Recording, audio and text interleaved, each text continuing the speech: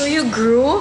I think so. On a good day. On a good day. Pag morning daw, I don't know if this is true, correct me if I'm wrong, but pag morning daw, you're much taller.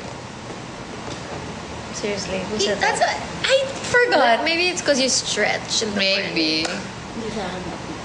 Alam mo ate, dati, On a- naniniwala si Hi, mami na Annabelle. kapag isi-stretch nila ako, tatangkad pa ako. May nagkaroon ng phase yung mom ko na sobrang gusto niya akong tumangkad.